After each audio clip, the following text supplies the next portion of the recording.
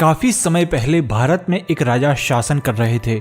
हमेशा उनकी बगल में उनका एक मंत्री रहता था जो अपनी बुद्धिमत्ता के लिए प्रसिद्ध था, लेकिन वह एक अजीब आदत के लिए भी जाना जाता था जिससे राजा बार बार परेशान रहते थे।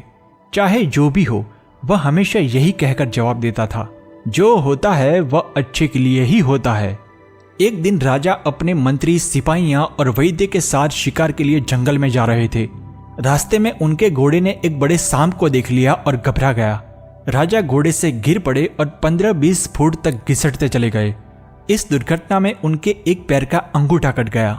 पीछे आने वाले मंत्री ने तुरंत अपना घोड़ा रोककर राजा के पास दौड़ते हुए जाकर कहा, जो भी होता है वह अच्छे के लिए ही होता है। राजा दर्द से कराहते हुए चिल्लाए, तुम कैसे कह सकते हो कि जो होता है वह अच्छे के लिए ही होता है? तुम्हारी यह निर्दयता अब तुम पर भारी पड़ेगी। सेनापति, उन्होंने आदेश दिया, इस मंत्री को मृत्युदंड की सजा मिलेगी। सुबह सूरज की पहली किरण के साथ इसे फांसी पर लटका दिया जाए। मंत्री ने मुस्कुराते हुए खुद से कहा, जो होता है वह अच्छे के लिए ही होता है। सेनापति उसे पकड़कर महल में ले जाने लगे। राजा के साथ आए वैद्य ने तुरंत औषधि लाकर कटे हुए अंगूठे पर पट्टी बांध दी। असहनीय दर्द धीरे धीरे कम हो गया। वैद्य ने उन्हें वापस महल जाने की सलाह दी, लेकिन राजा गुस्से में और भी जिद्दी हो गए और शिकार जारी रखने का फैसला किया। गहरे जंगल में पहुंचते ही वहां के आदिवासियों ने उन पर हमला कर दिया। आदिवासियों ने राजा, सिपाहियां और वैद्य के हाथ पैर बांधकर उन्हें अपने गांव ले गए। आदिवासियों में अपने कैदियों को भगवान के सामने बलि देने का अजीब रिवाज था। उन्होंने राजा, सिपाहियां और वैद्य को अच्छे से तैयार करके बलि देने की तैयारी शुरू की। उत्सव संगीत और नृत्य के साथ शुरू हुआ और सबसे पहले राजा को बकरी की तरफ बलि देने के स्थल पर ले जाया गया। रक्त से भरे बलि स्थल को देखकर राजा डर के मारे कांप उठे। जब पुजारी ने लंबा तेज धारदार चाकू लहराया तो वह लगभग बेहोश हो गए। पुजारी ने राजा के चारों ओर अजीब आदिवासी नृत्य किया और उनके शरीर की हर ओर से जांच की। अचानक पुजारी की नजर राजा के कटे हुए अंगूठे पर पड़ी और उसके चेहरे की अभिव्यक्ति भयभीत हो गई। उसने तुरंत संगीत और नृत्य को रोकने का इशारा किया और आतंकित स्वर में कहा, यह आदमी तो खंडित है, इसका अंगूठा कटा हुआ है। उसने चाकू से अंगूठे की ओर इशारा किया।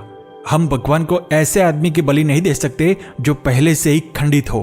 पुजारी ने राजा के हाथ पैर बंधे रस्सियों को काटकर उसे मुक्त कर दिया। राजा जल्दी से लंगड़ाते हुए घोड़े पर चढ़कर वहां से भाग निकला। घोड़ा दौड़ाते हुए राजा को मंत्री के शब्द याद आए और साथ ही वह आदेश भी याद आया कि उसे फांसी पर चढ़ाया जाए। उसने आकाश की ओर देखा जहां हल्की रोशनी फैली हुई थी और ऐसा लग रहा था कि सूर्य उगने की तैयारी कर रहा है। उसने घोड़े को और तेजी से दौड़ाया। महल में मंत्री को काले बुरखे में लपेटकर फांसी के तख्ते पर खड़ा कर दिया गया था। उसके हाथ पैर रस्सियों से बंधे हुए थे। सेनापति सूरज की किरण देखने के बाद जल्लाद को फांसी का फंदा खींचने का इशारा करने ही वाला था कि राजा दरवाजा तोड़ते हुए घोड़े पर चढ़कर वहां आ पहुंचे। उन्होंने जोर से कहा, फांसी को रोक दो, मंत्री को छोड़ दो। वहां मौजूद सभी लोग आश्चर्यचकित होकर आदिवासी के कपड़े पहने राजा को देख रहे थे। राजा के आदेश पर मंत्री को तुरंत छोड़ दिया गया। राजा ने पूरी घटना मंत्री को सुनाई और कहा, आप सही थे, अच्छा हुआ कि मेरा अंगूठा कट गया। इसके कारण आदिवासियों ने बलि के लिए मेरा बलिदान नहीं किया। लेकिन मेरे एक सवाल का जवाब दीजिए, जब मैंने आपको फांसी पर चढ़ाने का आदेश दिया था तो आपने क्यों कहा कि जो होता है वह अच्छे के लिए ही होता है? अगर मैं यहां 1 मिनट भी देर कर जाता तो आपका खेल समाप्त हो चुका होता। आपके लिए इसमें अच्छा क्या हुआ? मंत्री ने मुस्कुराते हुए जवाब दिया, महाराज, यदि आप मुझे फांसी पर चढ़ाने का आदेश देकर वापस महल में नहीं भेजते और मुझे अपने साथ शिकार पर ले जाते तो आदिवासियों ने सिपाहियों और वैद्य की तरह मुझे भी बलि के लिए कतार में खड़ा कर दिया होता, क्योंकि मेरे शरीर का कोई अंग खंडित नहीं था, इसलिए मैं बलि के योग्य था। ओह मंत्री जी, आप वास्तव में सही है।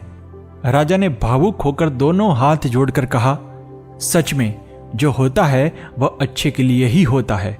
आज मुझे समझ आया कि आपका यह वाक्य वास्तव में बहुत गहरे ज्ञान से भरा हुआ है। भगवान का लाख लाख धन्यवाद कि आपकी फांसी की मेरी बड़ी भूल टल गई। नहीं तो मुझे राज्य की सबसे बुद्धिमान व्यक्ति को खोने की कीमत चुकानी पड़ती। मित्रों, जो होता है वह अच्छे के लिए ही होता है। यह वाक्य हमें बुरी घटनाओं को सकारात्मक दृष्टिकोण से देखने और उसमें छिपे लाभ को खोजने के लिए प्रेरित करता है।